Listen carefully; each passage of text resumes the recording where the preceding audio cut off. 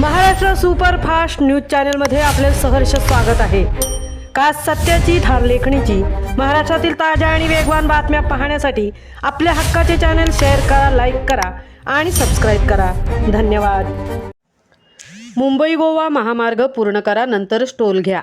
Toll वसुलीच्या विरोधात Raigad press club आक्रमक। खारपाडा टोलनाका घोषणांनी दणाणला।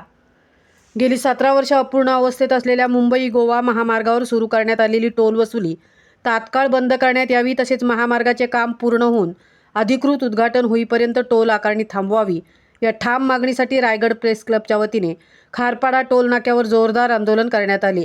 या आंदोलनात शेकडो पत्रकार व सामाजिक कार्यकर्ते सहभागी झाले होते। रायगड प्रेस क्लबचे संस्थापक तथा अखिल भारतीय मराठी पत्रकार परिषदेचे मुख्य विश्वस्त SM देशमुख यांच्या नेतृत्वाखाली हे आंदोलन पार पडले।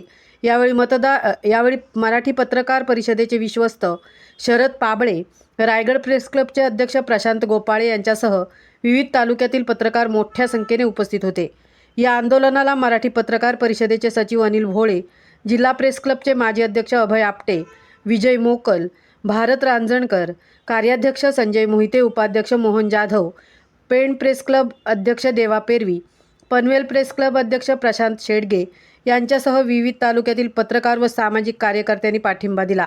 संतोष ठाकूर, हरीश बेकावडे, विजय पाटील, चैतन्य पाटील, नंदू जांभुळकर, नंदा म्हात्रे, समीर म्हात्रे, अशोक मोकल, CR म्हात्रे, अनंत पाटील आदी कार्यकर्ते मोठ्या संख्येने उपस्थित होते।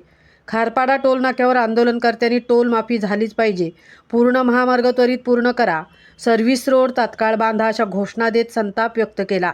आंदोलनादरम्यान पनवेल व पेण तालुक्यातून मोठा पोलीस बंदोबस्त तैनात करण्यात आला होता।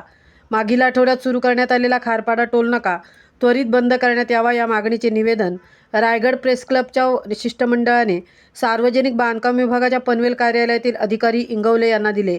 यावेळी अनेक मान्यवरांनी आपली मते मांडली। पत्रकार सरचिटणीस शशिकांत मोरे यांनी टोल विरोधात शेरोशायरी आणि पोवाडा सादर करून वातावरण तापवले, तर राजेंद्र जाधव यांनी सूत्रसंचालन केले।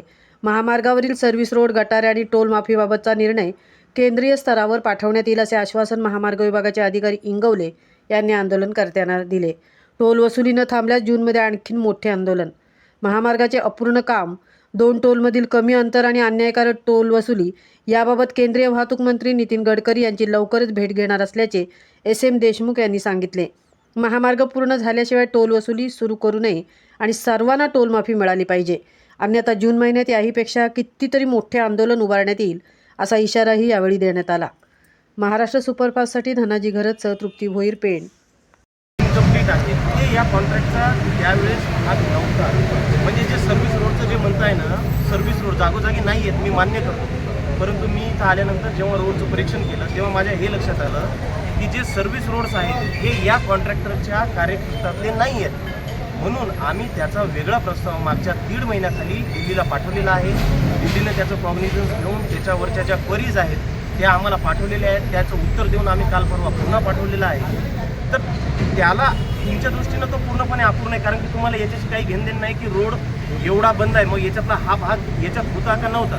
परंतु टेक्निकली आम्ही जे कॉन्ट्रॅक्ट दिलं होतं ते 99% संपलेलं आहे। जे सर्व्हिस रोड आहेत ते जसंही अप्रूव्हल येईल आम्ही नवीन त्या साईड पट्ट्या, सर्व्हिस रोड, इव्हन त्याच्यामध्ये बऱ्याचशा गावाचे ड्रेनेजेस, पाईपलाईन या सगळ्यांचा पण समावेश केलेला आहे। तर त्याचं वेगळं टेंडर आपण लावत आहे।